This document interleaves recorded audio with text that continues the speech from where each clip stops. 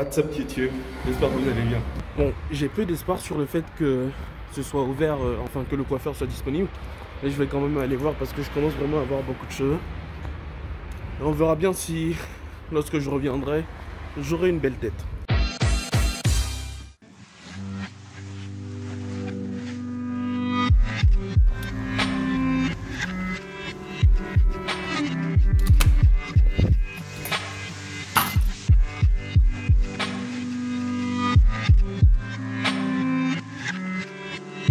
Bon, on arrive à la fin de cette année et putain, j'ai l'impression qu'il faudrait effacer 2020 des annales. Il s'est rien passé à cause de cette merde de Corona. Et en même temps, il s'est passé beaucoup de choses. Parce que hier soir, je suis retourné et j'ai regardé une de mes anciennes vidéos et je m'étais dit, putain, il y a de la progression. Et même si c'était pas la vidéo qui avait le plus de vues, c'était quand même intéressant parce que tu sais à quoi j'ai pensé quand j'ai regardé de la vidéo, c'était... J'aurais pas de regrets plus tard en fait. Je m'en bats les couilles s'il y a beaucoup de vues ou si ça marche ou si ça marche pas. L'essentiel en fait, c'est que plus tard je me dise, j'ai essayé. Et en 2020, j'ai essayé beaucoup de choses. Je pense que j'ai énormément progressé par rapport au début. Ça se voit déjà dans la façon dont je parle, ça se voit dans tout ce que j'ai réussi à faire dehors, lorsque je vais faire les micro-trottoirs, lorsque je filme mes vidéos à la salle. Il y a eu beaucoup plus de confiance qui a été construite au cours de cette année qu'au cours des 24 dernières années. Et du coup, je suis vraiment content d'avoir commencé cette chaîne parce que je pense que c'était une idée géniale. Et tout le monde devrait d'ailleurs créer une chaîne YouTube. Parce qu'au-delà des compétences cinématographiques acquises et de toutes les autres connaissances générales liées à la vidéo, à la photo, il y a énormément de choses comme le fait de sortir régulièrement de sa zone de confort. Et c'est trop bien en fait. C'est le meilleur truc que j'ai fait probablement au cours de cette année. Et du coup, au début de l'année 2019. Mais en même temps, il y a eu le Covid qui est arrivé qui m'a empêché d'atteindre le full potentiel parce que l'idée, c'était de tester plein de choses et de voir ce qui allait réellement fonctionner. Et a priori, en regardant les stats, ce qui a le mieux fonctionné cette année, c'est les micro-trottoirs. J'aurais bien aimé continuer et là, il y a Miss Covid qui arrive et qui nous dit en fait non, tu ne peux pas continuer à faire des micro-trottoirs. Et c'est assez relou. Et la dernière fois, lorsqu'on a été déconfiné, j'ai quand même essayé de retourner faire un micro-trottoir et c'était un échec parce que toute la confiance, j'ai l'impression que toute la confiance que j'avais réussi à acquérir au cours des derniers mois, elle a disparu pendant le deuxième reconfinement et j'arrivais même plus à aller aborder des personnes et à aller leur poser des questions. Du coup, je pense qu'au cours de l'année qui va arriver, il faut que je recommence à m'habituer à sortir de ma zone de confort et à aller parler à des gens.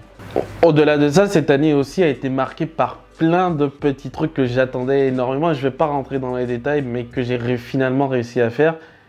Et je suis quand même content. Au final, 2020 n'a pas été si mal que ça.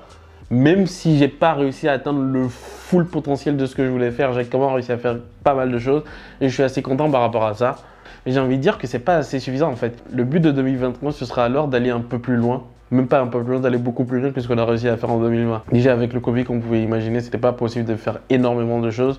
Mais en 2021, lorsque ça va se calmer, l'idée c'est vraiment de profiter de la chance qu'on a en fait. Parce que avec le Covid, je me suis rendu compte que il y a plein de choses qu'on prenait pour acquises et en fait qui ne sont pas en fait.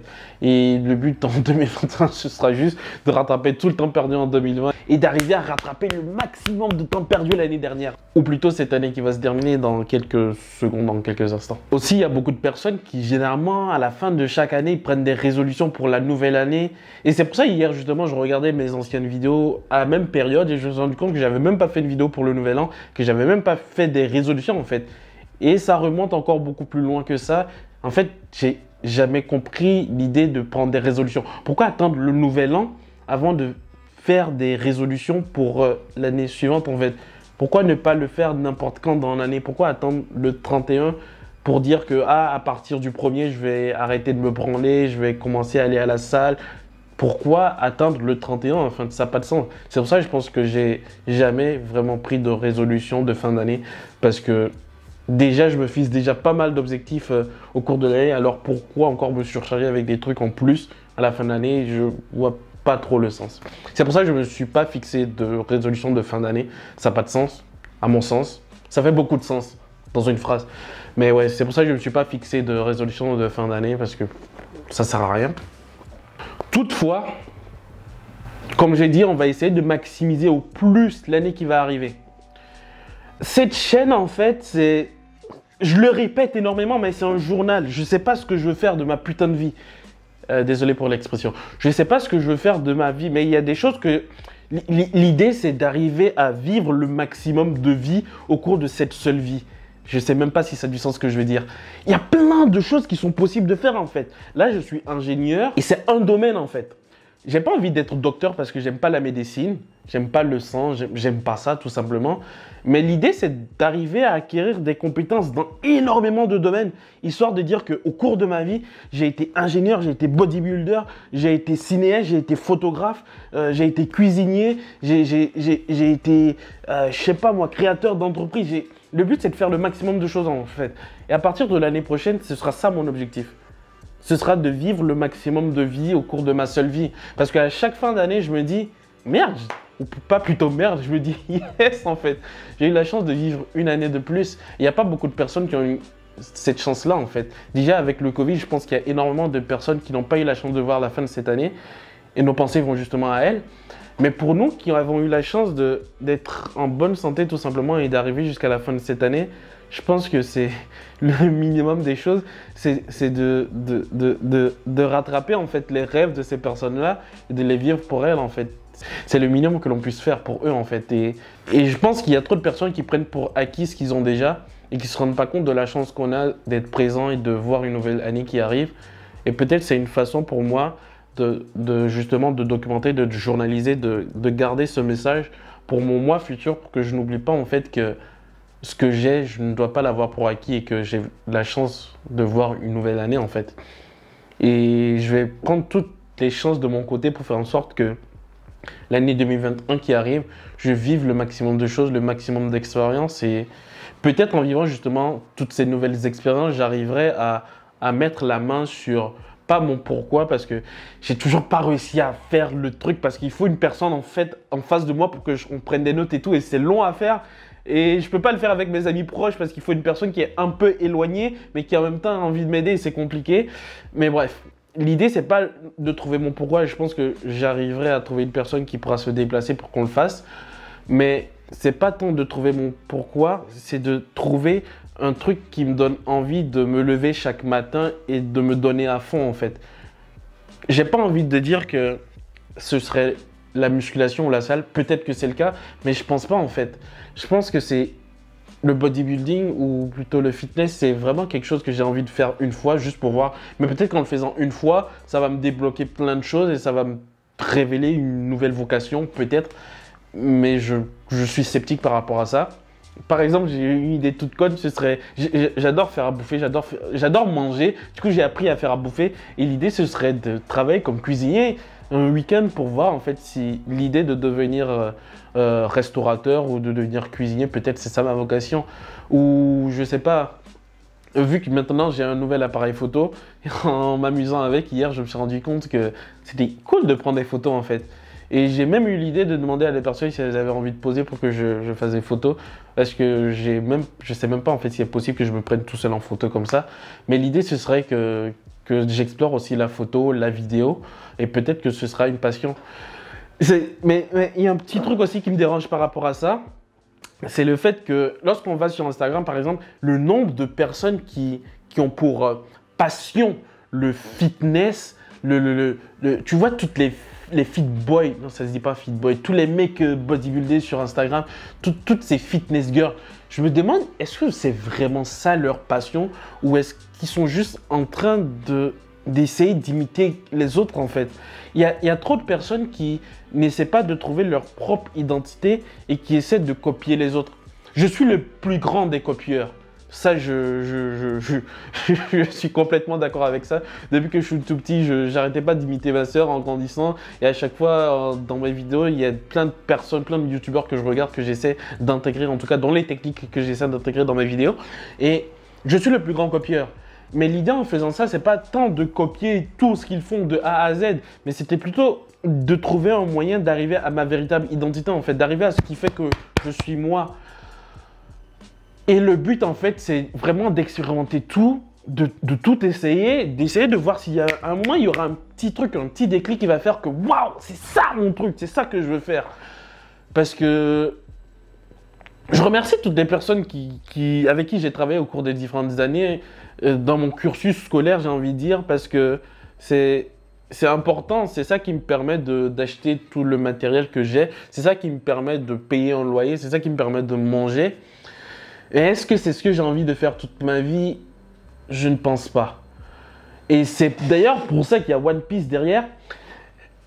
J'ai recommencé One Piece à zéro et je me suis rendu compte d'un truc de base en fait dans One Piece et qui fait, je pense que c'est probablement mon animé préféré, c'est le fait que les pirates sont les personnes les plus libres dans One Piece.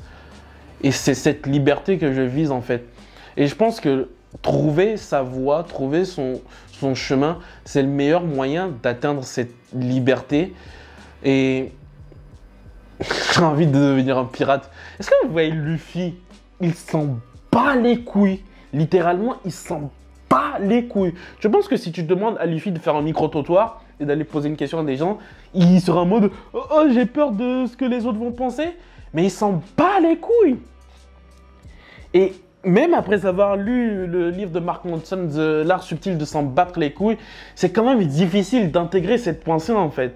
Et je pense que les personnes qui sont les plus libres, ce sont les personnes qui arrivent à s'en battre les couilles. Et il faudrait que j'arrive juste à m'en battre les couilles de ce que les autres pensent. Et c'est quelque chose sur lequel c'est pas une résolution hein, de fin d'année, c'est quelque chose sur lequel je travaille depuis plusieurs mois et sur lequel je vais travailler encore. Mais c'est vraiment d'arriver à juste m'en battre les couilles de ce que les autres pensent.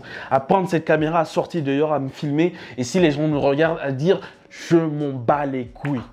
Ça fait beaucoup de « je m'en bats les couilles » dans une seule phrase ou dans une seule minute. Mais vous voyez ce que je veux dire en fait. Et franchement, c'est intéressant parce que j'étais pas en larmes, mais en revoyant les vidéos d'il y a un an, je me suis dit putain, il y a eu du changement en fait. Pas tant au niveau du physique, hein.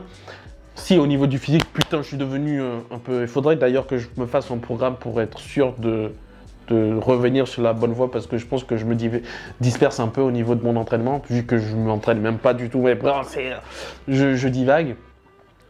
Mais j'aime la progression et j'aime à croire qu'au cours de l'année qui va arriver, si je suis vivant et que je n'ai pas de problème majeur, j'aime à croire que j'arriverai encore à atteindre un nouveau niveau. Et le fait de me dire que dans un an, je regarderai cette vidéo et je me dirais que waouh, j'ai encore progressé, ça m'enchante en fait. Et c'est ce que j'invite tout le monde à faire en fait, c'est de pas simplement suivre pour suivre. C'est même pas une histoire d'être un mouton ou quoi, c'est juste de pas simplement suivre pour suivre et d'essayer de rentabiliser la chance qu'on a d'être en vie et d'avoir traversé cette année avec le Covid et tout. Et juste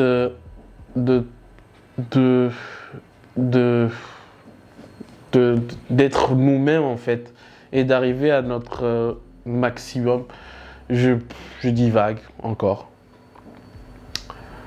Je crois que c'est tout ce que j'avais à dire. 2021. Fais en sorte que 2021 soit un putain de banger. Et voilà, quoi, c'est tout ce que j'avais à dire. C'est juste énormément de gratitude. Parce que encore une fois, j'ai vraiment perdu personne avec le Covid. En tout cas, personne de très proche. J'ai rien eu avec le Covid. Il y a des personnes qui en ont souffert avec. Et ça n'a pas dû être facile pour eux. Pour toutes ces personnes-là, si elles ont réussi à traverser cette phase ou si elles ne sont pas là, on doit vivre pour eux en fait. Et on doit faire en sorte qu'on fasse le maximum pour 2021. Et ouais. Bonne année.